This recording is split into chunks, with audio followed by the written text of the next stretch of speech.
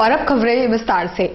शास्त्री नगर में गत 6 मई को कार सवार व्यक्ति पर चाकू से हमला कर घायल करने वाले मोहम्मद अरशद गद्दी को कदमा पुलिस ने धर दबोचा है। अरशद हिस्ट्री शीटर है और कुछ दिनों पूर्व ही जेल से छूटा है।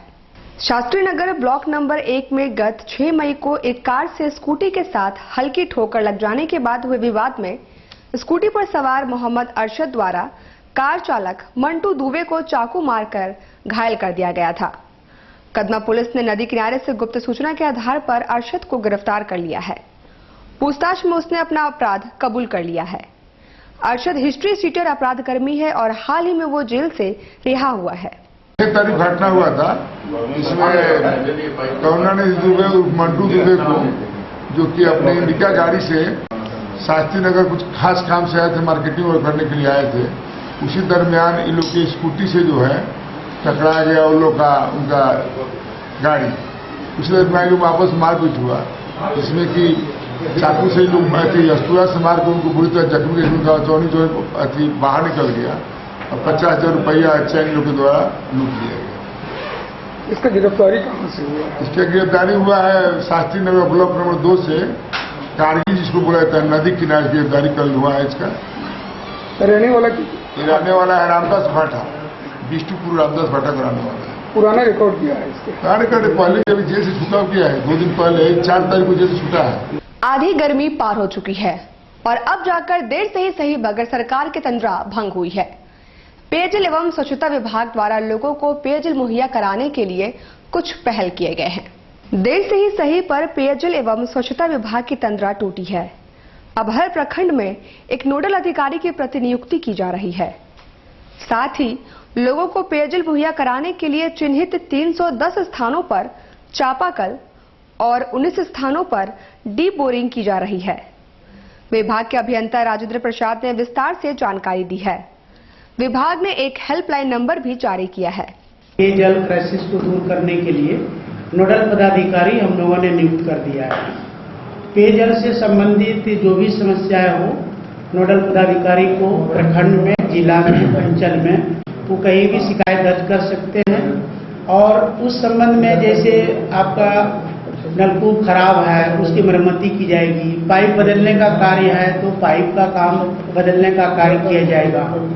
जहाँ पर क्राइसिस एरिया है वहाँ हम लोग HYDT माने हाई यील्ड ट्यूबवेल भी हम लोग देने का प्रावधान कर दिए हैं। HYDT माने ज़्यादा पानी देने वाले डीप बोरिंग का हम लोग की व्यवस्था। और जहाँ पर ट्यूबवेल खराब है, जैसे कि ट्यूबवेल डिफंक्ट हो गया है, तो उसके बदले भी नया ट्यूबवेल हम लोग दे रहे हैं। खास करके आज चीफ सेक्रेटरी मैडम के यहाँ विशेष जो हुआ था, उसमें यह इंस्ट्रक्शन भी मिला है कि सभी जेई हमारे 50 ग्राम का विजिट करेंगे, सभी सहायक अभियंता भी 50 ग्राम का विजिट करेंगे, कार्यपालक अभियंता भी अलग अलग ग्राम में विजिट करेंगे और इस तरह से वो देखेंगे कि वहाँ पर क्या कठिनाई है, उसको दूर करने का वहाँ प्रयास किया। मानगो थाना अंतर्गत समता नगर में चोरी की घटनाओं में निजात दिलाने की मांग को लेकर शुक्रवार को बस्ती वासियों ने SSP कार्यालय के बाहर प्रदर्शन किया। मालूम हो कि समता नगर में पिछले दिनों चोरी की कई घटनाएं हो चुकी है। मेरा घर में चोरी हुआ, अलमारी से पैसा लिया, VIP से गहना रख के गए थे, 3 थानों गहना ले लिया, सब कपड़ा को बिखेर दिया, पूरा घर को क्षतिग्रस्त कर दिया। पड़ोसी है जादव जी, उनके घर में 12,000 रुपया और 2 मोबाइल का चोरी हुआ।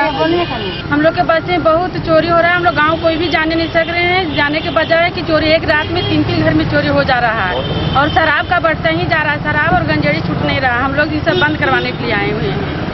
हम लोग से यही अच्छे हैं। चोरों का मनोबल टूटा नहीं, चोरों का मनोबल बढ़ गया, जिसका परिणाम हो गया कि जादव जी के घर में कल रात्रि बेला ताला तोड़कर मोबाइल ले गए लोग। 14,000 रुपया स्कूल का फीस के लिए रखा था, वो भी ले गए।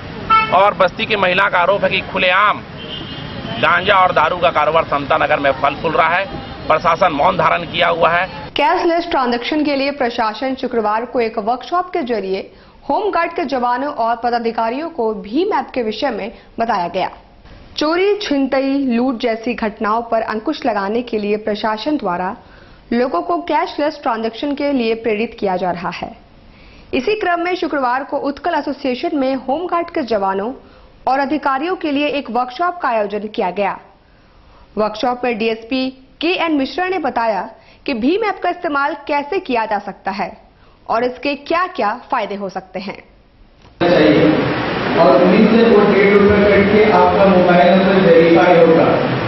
उसके बाद क्या है, आपको 4 डिजिट का एक पासपोर्ट। होमगार्ड के जितने पदाधिकारी हैं और कर्मी हैं उनको भीम ऐप इंस्टॉल करने का और उसका यूज करने का प्रशिक्षण दिया जा रहा है। क्या इससे फायदा होगा होमगार्ड को जवानों को, क्यों दिया जा रहा है? ये डिजिटल बैंकिंग को बढ़ावा देने के लिए करेंसी नोट की कम से कम आवश्यकता हो, जिसके कारण लोगों को सुविधा हो और सरकार को कम से कम नोट छापना पड़े। जो सुरक्षा के ख्याल से भी आवश्यक है और सुविधा के ख्याल से भी। कितने जवानों को इस तरह का प्रशिक्षण दिया जा रहा है? आज लगभग 300 के करीब जवान हैं। टाटा स्टील के स्थापना में अहम भूमिका निभाने वाले देश के जाने माने जियोलॉजिस्ट स्वर्गीय पीएन बोस को उनकी 162वीं जयंती पर याद किया गया।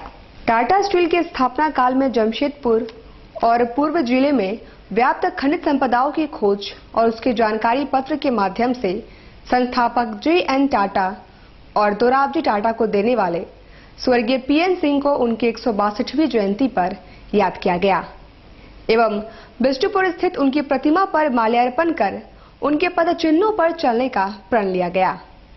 देश के शीर्ष जियोलॉजिस्ट कहलाने वाले स्वर्गीय बोस को याद करते हुए टाटा स्टील के उपाध्यक्ष सुनील भास्करन समेत अन्य अधिकारियों ने उनकी प्रतिमा पर माल्यार्पण किया। इस मौके पर टाटा वर्कर्स यूनियन के अध्यक्ष आर रवि कुमार भी मौजूद थे।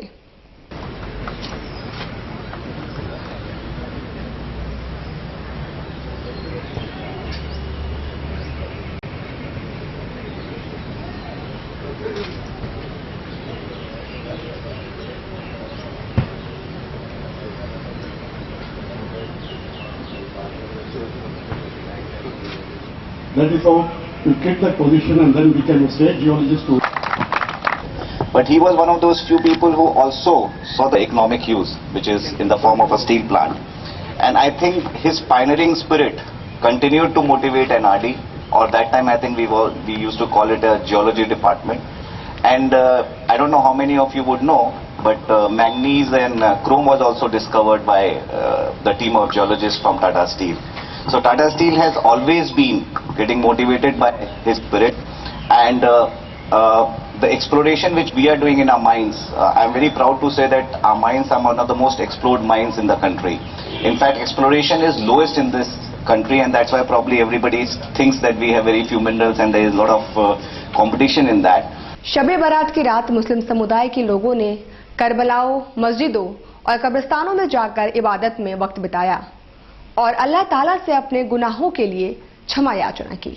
मुस्लिम समुदाय के लिए शबे बारात की रात काफी अहमियत वाली होती है। ऐसी मान्यता है कि उस रात रहमत के फरिश्ते स्वर्ग से उतरते हैं। समुदाय के लोग रात भर अपने पूर्वजों के कब्रों पर बिताते हैं और इबादत करते हैं, अपने गुनाहों के लिए क्षमा याचना करते हैं। शबे बारात के दूसरे दिन रोजा रखने की परंपरा भी है। कुरान में शबे बारात की अहमियत बताई गई है और मुस्लिम समुदाय के लोग इसे रहमत की रात भी मानते हैं।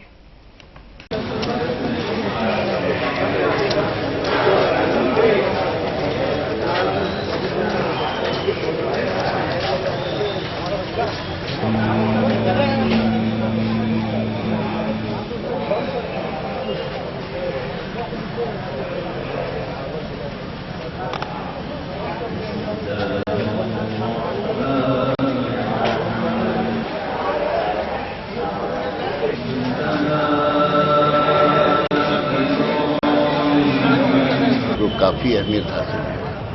शब बारात की रात एक ऐसी रात है कि जैसा हदीसों में आया है, कुरान में आया है कि रहमत और बख्शिश की रात है, और इस रात में रहमत के फरिश्तों का नुज़ूल होता है और गुनाहों की बख्शिश का सामान मुहैया किया जाता है। इस रात में इबादत करना, नमाजें पढ़ना, अल्लाह से अपने गुनाहों की माफ़ी मांगना ये सबसे कार्य खैर है।